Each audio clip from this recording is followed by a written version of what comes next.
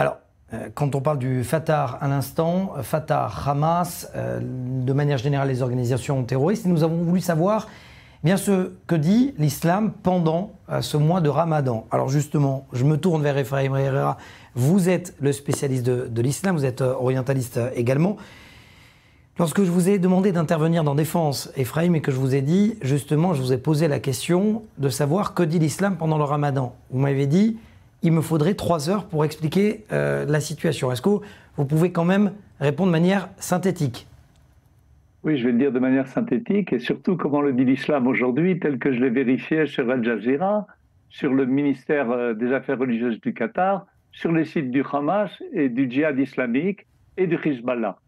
Pour eux, le mois du Ramadan, c'est le mois béni du djihad, parce qu'Allah y accorde des victoires aux musulmans, des victoires critiques, charnières. La première victoire de Mahomet contre les Mécois, qui a marqué la distinction entre l'islam et le polythéisme, la conquête de la Mecque qui impose l'islam aux polythéistes en terre sainte, c'est-à-dire la péninsule arabique, la victoire de Saladin à Karnekhitim en 1187 contre les Khwarizm, contre les Mongols en 1260 dans la vallée d'Israël, la guerre de Kippour que les musulmans nomment la guerre du Ramadan, la victoire à Hebron dans le tir des Mitpalelim, l'axe de ceux qui prient, les émeutes en 2001. Et les chiites ajoutent que c'est durant ce mois que le premier des 12 imams, Ali, est mort en shahid. C'est aussi le mois de la préparation aux martyrs et la promptitude au sacrifice qui ouvre les portes du paradis à ceux qui cherchent son parfum par la guerre. C'est le mois de la révélation et des miracles. Le Coran a été révélé pendant ce mois. Et pourtant, pour eux aussi la Torah, les psaumes, les évangiles. C'est durant ce mois que Mahomet a été miraculeusement emmené à El-Aqsa. Le point le plus important, c'est si les musulmans sont faibles, les nations les attaquent, et se baser sur la diplomatie entraîne l'humiliation des musulmans du fait qu'ils abandonnent le djihad pendant ce mois. Celui qui abandonne le djihad, Allah l'humiliera jusqu'à ce qu'il revienne à la religion. Donc c'est le moment de rompre avec les sionistes, d'occuper Al-Aqsa et de considérer les juifs comme ayant rompu les accords de Dima, où ils devraient être soumis à l'islam. Mais Toutes ces raisons expliquent pour eux la peur des sionistes durant le mois du Ramadan. Et le djihad islamique appelle même à faire de ce mois un mois de terreur et d'anxiété pour les forces de l'occupant, à savoir nous. Alors, Efraim Herrera, une fois qu'on a entendu votre explication et votre exposé, lorsque je me suis adressé également en préparant cette émission à un imam, il me dit « c'est pas vrai, c'est faux, la charia condamne les actes de violence pendant le Ramadan ». Or, vous me dites le contraire. Il y a un grand principe dans l'islam qui s'appelle la taqiyya, c'est-à-dire que on voile les choses. Il suffit de lire en arabe tout ce que je vous ai dit, je peux vous envoyer les sources de Al Jazeera, du site du Hamas de Philistine, du site du djihad islamique, du site du Hezbollah Al-Manar et du site officiel du ministère des Affaires religieuses du Qatar. Tout ce que vous venez de citer, des citations de cette année ou de l'année dernière. Qu'on soit bien clair, tout ce que vous venez de citer et de lire, c'est écrit noir sur blanc sur des chartes. Écrit noir sur blanc sur les articles des imams qui expliquent à tous les musulmans de tous les endroits que j'ai cités quelle est la signification du mois du Ramadan. Et si vous prenez par exemple le site du djihad islamique, et vous le voyez la première page, la page principale, il y a écrit Ramadan Shaharul Jihad, c'est-à-dire le mois Shahar, c'est le mois du djihad. On ne peut pas être plus clair. Il y a même un des sites qui dit que c'est le moment et du grand djihad que le djihad des cœurs contre ses mauvais penchants et le djihad de la guerre qui s'unissent en symbiose avec une synergie positive.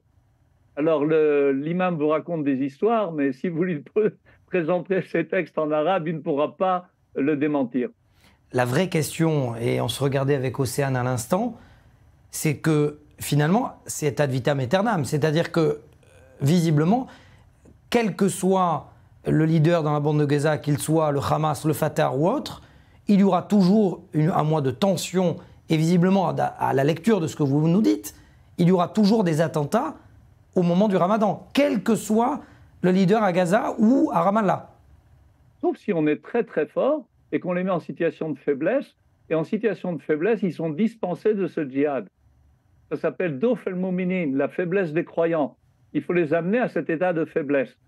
Tout système de négociation, de compromis, d'accord est perçu par eux comme une faiblesse, et comme leur avait dit le Cheikh Kardawi, qui était le grand maître spirituel des frères musulmans, auquel le Hamas fait partie, si les Israéliens vous proposent un accord, ça veut dire qu'ils sont faibles, refusez l'accord. Donc il faut être très fort et toujours très fort. Indépendamment, en clair, vous dites que finalement, c'est une région où finalement il faut faire preuve de, pardonnez-moi de la trivialité de mon mot, mais de testostérone, en clair. Il faut être très fort et il faut montrer mais ça veut dire quoi être très fort? Comprend les buts de l'ennemi. Ça veut dire que le Hamas doit être complètement démantelé, ne pas avoir d'armes en aucune manière. Et toute personne qui se réclame du djihad, alors elle est passible de mort. Parce que ce djihad vise à notre mort. Et celui qui veut se lever pour nous tuer, on a le devoir de se défendre, nous. Et on devrait appliquer ce qui est écrit clairement dans les accords d'Oslo, l'interdiction de l'incitation à la haine. Or, ils nous traitent de fils de singes et de cochons, de descendants de singes et de cochons, d'envahisseurs, d'hommes cruels, fourbes. C'est ça qu'ils décrivent à tous leurs enfants, c'est ça qu'ils enseignent, tant dans la bande de Gaza qu'en Judée-Samarie. Alors ça, il faut absolument l'arrêter, sinon on n'aura jamais fermé le robinet et on continue à utiliser les serpillères pour nettoyer l'eau qui en coule.